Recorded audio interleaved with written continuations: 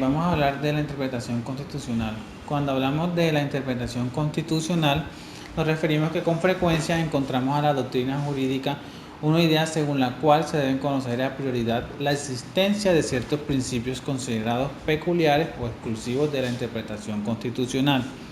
Cuando se trata de enunciar tales principios, generalmente se mencionan las siguientes: de unidad de la Constitución, de la armonización u optimización de interpretación conforme a la Constitución, de funcionalidad, de eficacia o efectividad, de favor libertatis, de comunidad de jurisprudencias, de presunción de la legítima de las leyes, la prudencia, fundamentalidad, limitación, responsabilidad, control, razonabilidad, perdurabilidad.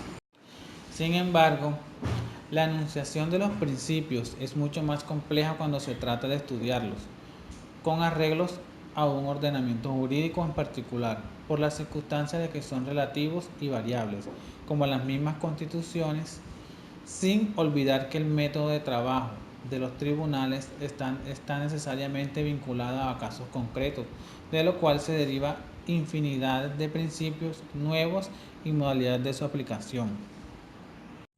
En el caso colombiano es bastante elocuente a este respecto.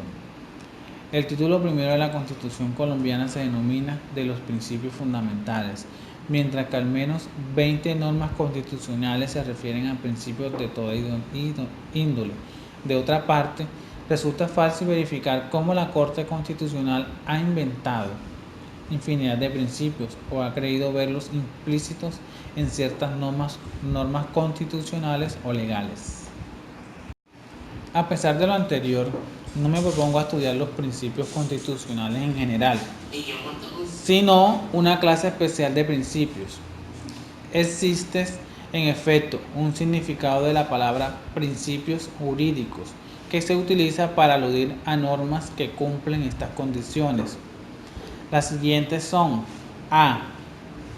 Presuponen la existencia de otras y se refieren a ellas, o reglas de primer grado.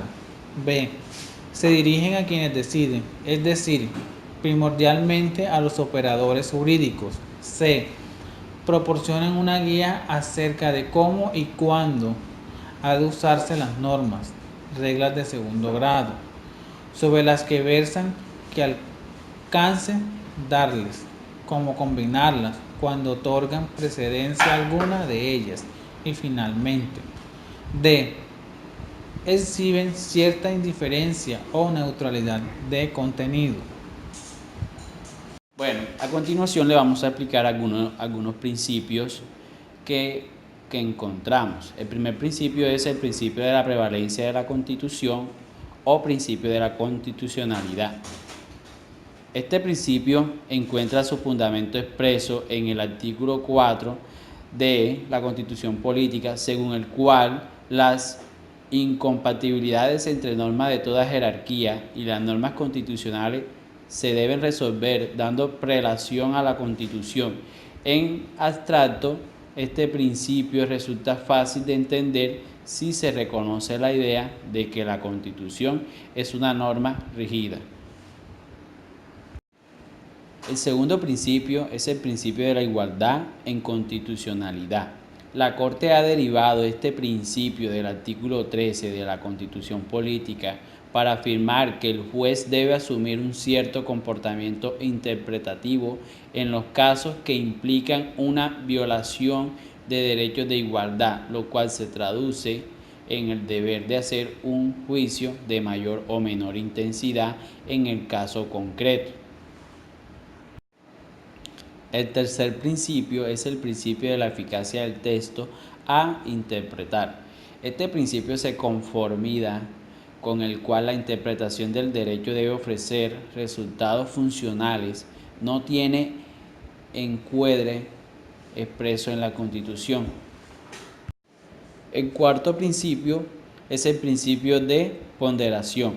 El principio implícito que opera para casos de conciliación entre derechos constitucionales, entre principios, entre derechos y principios entre derechos y garantías institucionales, etc. El quinto principio, armonización, es otro principio implícito que no encuentra raigable normativa clara en el CPE. Si bien la Corte Constitucional se ha basado expresadamente en la doctrina de Clausewitz, para quien una norma constitucional no debe ser interpretada de forma aislada. La Constitución constituye una unidad. Las normas constitucionales que están en una relación de atención recíproca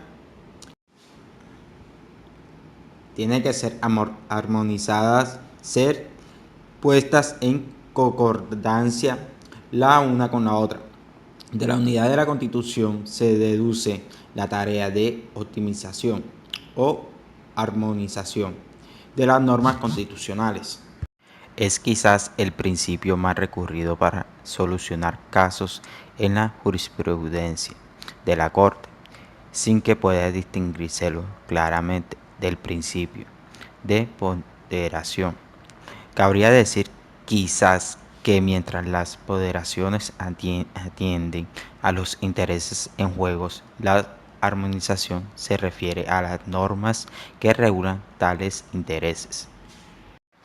En el sexto principio de efectividad de los derechos fundamentales, este principio ha sido definido de la siguiente manera: siempre se debe preferir la interpretación que permita la armonización y la comportabilidad de los derechos sobre aquella que impongan un sacrificio excesivo a algunos de ellos.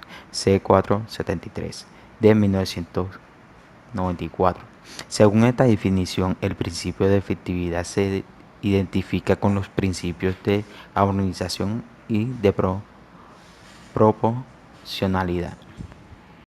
El séptimo principio, el principio de conservación del derecho, definido en la sentencia C466 del 97, de la siguiente manera: dos tribunales constitucionales deben siempre buscar preservar al máximo las disposiciones emanadas del legislador, en virtud del respeto al principio democrático. Por ello, si una disposición admite una interpretación acorde con la Carta, es deber de esta Corte declararla exequible de manera condicionada y no retirarla de ordenamiento.